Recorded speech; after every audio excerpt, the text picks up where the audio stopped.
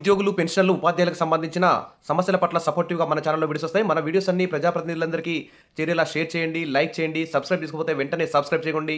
మన ఛానెల్‌లో ప్రతి అప్డేట్ ఉద్యోగులకు సంబంధించి వాస్తవమైన అప్డేట్స్ అయితే వస్తాయి. ఇక వివరాలకెళ్తే ఏపీ ఉద్యోగులు, పెన్షనర్లు, ఉపాధ్యాయులైతే చాలా ఆర్థిక సమస్యలైతే ఎదుర్కొంటున్నారు. ఇక్కడ ప్రతి సంవత్సరం లక్షల్లో ఇన్‌కమ్ టాక్స్ చెల్లిస్తున్నారు. ఏ ప్రభుత్వ పథకము వర్తించదు. ఈహెచ్ఎస్ కార్డ్ సరిగా పనిచేయదు. తర్వాత ఉద్యోగులకు సంబంధించి ఖాళీలు ఎక్కువ ఉండడంతో పని భారం కూడా పెరిగింది. ధరలు కూడా పెరుగుతున్నాయి. కానీ జీతం మాత్రం పెరగడం లేదు. దసరా, దీపావళి సందర్భంగా మరి ఏపీ ప్రభుత్వం ఉద్యోగులకి పెండింగ్‌లో ఉన్న 4 డీఏల్లో కనీసం 2 డీఏలు ఇస్తారని చెప్పి ఆశతో ఎదురు చూశారు. కానీ అసలు ఒక డీఏ ఇచ్చి చేతులు దులుపుకున్నారు. దానికి కూడా ఎన్నో వాయిదాలు పెట్టి మెలికలతో కూడినటువంటి ఉత్తర్వులైతే జారీ చేశారు. ఇది మాత్రం అన్యాయం అని చెప్పుకోవచ్చు. ఇక చూస్తే అసలు పీఆర్సీ కమిషనర్‌ని నియమించకపోవడం అన్యాయం. తర్వాత మధ్యంతర భృతి 30% వెంటనే ప్రకటించకపోవడం కూడా చాలా అన్యాయం అని చెప్పుకోవచ్చు. మరి దీనికి సంబంధించి సగటు సాధారణ ఉద్యోగులందరూ కూడా ఏపీ ఉద్యోగ జేఏసీ పైనే ఆశలైతే పెట్టుకున్నారు. మరి దాదాపు 20కి పైగా ఉన్నటువంటి ఉద్యోగ సంఘాలు మరి ఇటీవల మరి కేబినెట్ ముగ్గురు మంత్రుల కమిటీతో సమావేశమయ్యాయి. ఆ సమావేశంలో మరి ఉద్యోగుల జేఏసీ నాయకులు ఏం మాట్లాడారో ఏమో అర్థం కావడం లేదు. మరి ఊరుకూరుకనే ప్రభుత్వం చెప్పిన కల్లబొల్లి మాటలు విని వెంటనే వెనక్కి వచ్చేశారు. మరి ఈ ప్రభుత్వంతో జరిగిన చర్చలు సఫలమైనట్లే హర్షమైతే వ్యక్తం చేస్తూ ఉద్యోగ సంఘాల జేఏసీ నాయకులైతే ప్రకటనలు అయితే చేశారు. ఇది మాత్రం అన్యాయం అని చెప్పి ఉద్యోగులందరూ కూడా భావిస్తున్నారు. అసలు ఒక డీఏ ఇచ్చినప్పుడు 4 డీఏలు పెండింగ్‌లో ఉన్నాయి. పీఆర్సీ కమిషన్ నియమించలేదు. మధ్యంతర భృతి మీద ఎలాంటి ఉత్తర్వులు ఇవ్వలేదు. అలాంటి సందర్భంలో ఏపీ ఉద్యోగ జేఏసీ వెంటనే ఒక అత్యవసర సమావేశాన్ని ఏర్పాటు చేసుకోవాల్సినటువంటి అవసరమైతే ఉంది. మరి ఈ అత్యవసర సమావేశాన్ని ఏర్పాటు చేయకపోవడం, ఈ ఏపీ ఉద్యోగ జేఏసీ ఈ అత్యవసర సమావేశానికి పిలుపునివ్వకపోవడం పట్ల అయితే ఉద్యోగులందరూ కూడా అసంతృప్తిగా ఉన్నారు. వెంటనే మరి మరొక డీఏ కూడా జనవరి 2026 నుంచి పెండింగ్‌లో రాబోతుంది. మళ్ళీ 4 డీఏలు పెండింగ్‌లో ఉన్నాయి. 30,000 కోట్ల పెండింగ్ బిల్స్ ఉన్నాయి. ఇదే విధంగా వైఎస్ జగన్ హయాం నుంచి ఇప్పుడు చంద్రబాబు నాయుడు హయాం వరకు కూడా ఈ విధంగా పెండింగ్‌లతో ముందుకు పోతే అసలు మధ్యంతర భృతి ఎప్పుడు ఇస్తారు, పీఆర్సీ కమిషన్ ఎప్పుడు ఇస్తారు, డీఏలన్నీ ఎప్పుడు క్లియర్ చేస్తారు, పెండింగ్ బిల్స్ అన్ని ఎప్పుడు క్లియర్ చేస్తారు అని అర్థం కాని పరిస్థితిలో ఉన్నారు ఉద్యోగులందరూ కూడా. కాబట్టి వెంటనే ఉద్యోగ సంఘ చేసి అత్యవసర సమావేశానికి పిలుపునివ్వాలి. ఆ సమావేశంలో ప్రభుత్వానికి ఒక అల్టిమేటం కూడా జారీ చేయాలి. ఎందుకంటే ఉద్యోగులు కష్టపడి 9 గంటల నుంచి 4 గంటల వరకు పనిచేస్తున్నారు. వారికి కూడా కుటుంబాలు ఉన్నాయి, పిల్లలు ఉన్నారు. వారు కూడా ఇప్పుడు ప్రస్తుతం పెరుగుతున్న ధరలతో చాలా ఇబ్బందులు అయితే ఎదుర్కొంటున్నారు. కాబట్టి ఉద్యోగ సంఘాల జేఏసీ మీదనే ఉద్యోగులందరూ కూడా ఆశలు పెట్టుకున్నారు. ఇక్కడ దీనికి సంబంధించి చూద్దాం. ఎన్‌జీఓ సంఘం అంటే ఉద్యోగుల గొంతుక. ఈ ప్రకటన చాలా స్వీట్‌గా అనిపిస్తుంది. కానీ నిజంగా వాస్తవంగా వ్యవహరించే పరిస్థితి చూస్తే మాత్రం మరి ప్రభుత్వం ఏర్పడి 2 సంవత్సరాలైంది. గతంలో వైఎస్ఆర్ జగన్ ప్రభుత్వ హయాంలో కూడా మరి ఉద్యోగ సంఘాలు ఏం చేశాయో ఏమో అర్థం కాని పరిస్థితి. ప్రస్తుతం కూడా 2 సంవత్సరాలైంది ప్రభుత్వం ఏర్పడి. ఇంతవరకు కూడా ప్రభుత్వం మీద ఒత్తిడి తీసుకురాలేదు. ఒక్కసారి ఉద్యమ కార్యాచరణ పిలుపునిస్తే ప్రభుత్వం కొంతవరకు దిగొచ్చే అవకాశం అయితే ఉంది. ఎందుకంటే వేల కోట్లు, లక్షల కోట్లు ఖర్చు పెట్టి వివిధ పథకాలను అభివృద్ధి చేస్తున్నారు. తర్వాత 3 లక్షల కోట్ల బడ్జెట్లో ఉద్యోగులకి 30-40 వేల కోట్లు పెట్టడం ప్రభుత్వానికి పెద్ద భారం ఏం కాదు. కానీ ఉద్యోగ సంఘాల జేఏసీ మీదనే ఉద్యోగ సంఘాలు మండల స్థాయి నుంచి జిల్లా, రాష్ట్ర స్థాయి వరకు ఒక సమైక్యంగా ఒక మంచి ఐక్యంగా పోరాటం చేయడం ద్వారా ఖచ్చితంగా ఉద్యోగులు తమ యొక్క సమస్యలను ఆర్థికేతర సమస్యలన్నింటినీ పరిష్కరించుకోవచ్చు. దీనికి ఎన్‌జీఓ ఏపీ ఉద్యోగ జేఏసీ కూడా కీలక పాత్ర పోషించాలి. వారు అత్యవసర సమావేశాన్ని పెట్టుకొని ఒక కీలక నిర్ణయాన్ని తీసుకొని ప్రభుత్వం మీద ఒత్తిడి తీసుకురాకుంటే మాత్రం సగటు సాధారణ ఉద్యోగులైతే ఉద్యోగ జేఏసీ మీద చాలా అసంతృప్తిగా ఉన్నారు. ఇక్కడ చూద్దాం. ఎన్‌జీఓ సంఘం అంటే ఉద్యోగుల గొంతుక. ఇలా ఉంటే మాత్రం అందరూ కూడా హ్యాపీనే. ఎందుకంటే ఈ ప్రకటన ఎంత స్పీడ్‌గా ఇచ్చారో అంత స్పీడ్‌గా కూడా ప్రభుత్వం మీద కూడా మరి ఒత్తిడి తీసుకొచ్చే విధంగా ఎన్‌జీఓ సంఘం యొక్క చర్యలు కూడా ఉండాలి. డిమాండ్ల సాధనలో వెనకడుగు వేయం. ముఖ్యమంత్రి స్పందన ఆశావాహం. హెల్త్ కార్డులపై ఇచ్చిన హామీ నెరవేర్చాలి.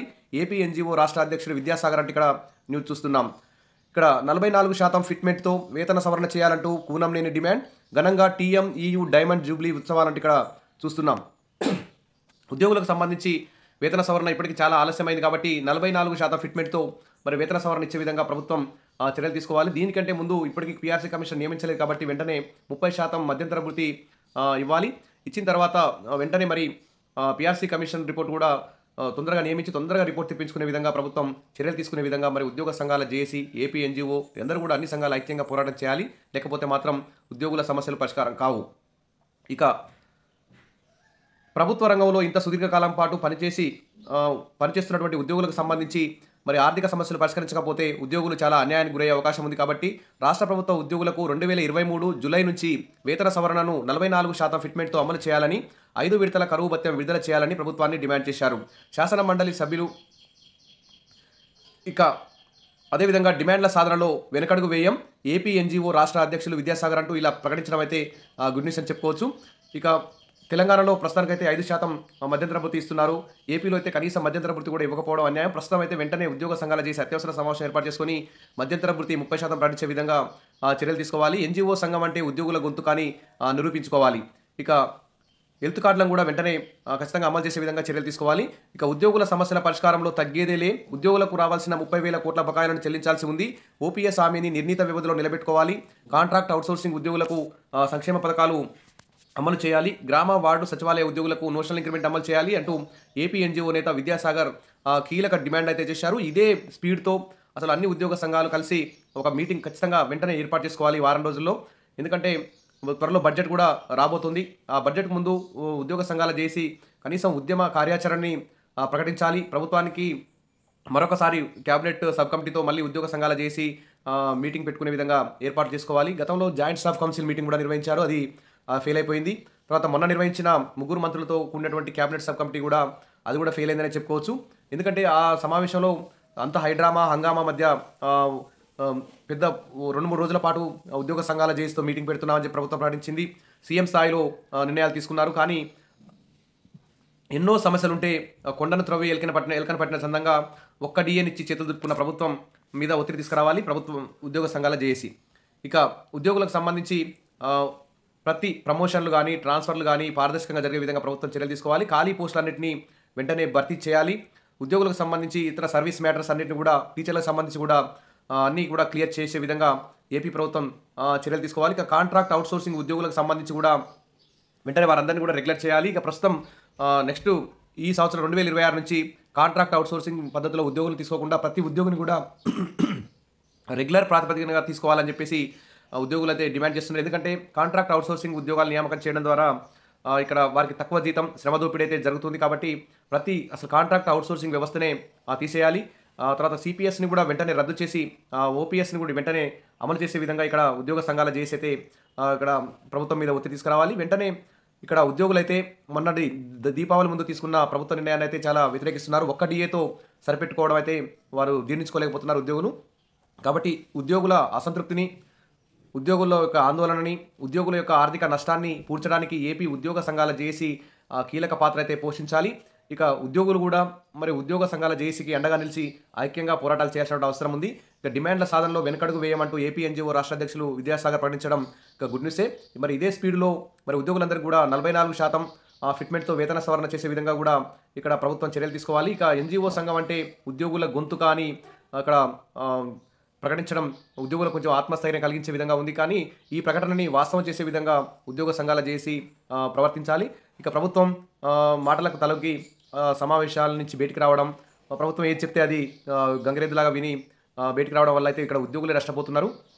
కాబట్టి ఏపీ ఎన్జీఓ సంఘం, ఏపీ ఉద్యోగుల జేఏసీ వెంటనే అత్యవసర సమావేశాన్ని ఏర్పాటు చేసుకొని ఉద్యోగుల ఆర్థిక సమస్యలన్నింటినీ పరిష్కరించే విధంగా మరొక్కసారి మరి ఉద్యమ కార్యాచరణ ప్రకటిస్తారా, మరి ప్రభుత్వాన్ని బతిలాడి తమ యొక్క సమస్యలు పరిష్కరించుకుంటారా, ప్రతిపక్షాల సపోర్ట్ తీసుకొని ప్రభుత్వం మీద ఒత్తిడి తీసుకొస్తారా, ఏ విధంగా మరి చేస్తే బాగుంటుందో ఒక కీలక నిర్ణయాన్ని తీసుకోవాలి. అప్పుడే మరి ఉద్యోగుల సమస్యలు అయితే పరిష్కరించబడతాయి. ప్రస్తుతానికైతే ఏపీ ఉద్యోగులకు ఇంకా 2 డిఏలు వెంటనే ఇవ్వాలి, మధ్యంతర భృతి 30% ఇవ్వాలి, పీఆర్సీ కమిషన్ నియమించి 44% ఫిట్మెంట్తో ఖచ్చితంగా పీఆర్సీ కూడా ఇవ్వాల్సిన బాధ్యత ఏపీ ప్రభుత్వం మీద ఉంది. ఆ బాధ్యత ఏపీ ఉద్యోగ జేఏసీ మీద కూడా ఉందని ఉద్యోగ జేఏసీ కూడా గుర్తించాలి. ఇక విష్ ఆల్ ద బెస్ట్. సగటు సాధారణ ఉద్యోగులైతే ఈ అంశం మీద కామెంట్ చేయండి. మీ ఉద్యోగ సంఘాల జేఏసీ కూడా మన ఛానల్ ద్వారా సూచనలు సలహాలు ఇవ్వండి. Wish all the best. మరిన్ని అప్డేట్స్ కోసం మన ఛానల్ని ఫాలో అవుతుండండి, సబ్స్క్రైబ్ చేసుకోండి. Thank you.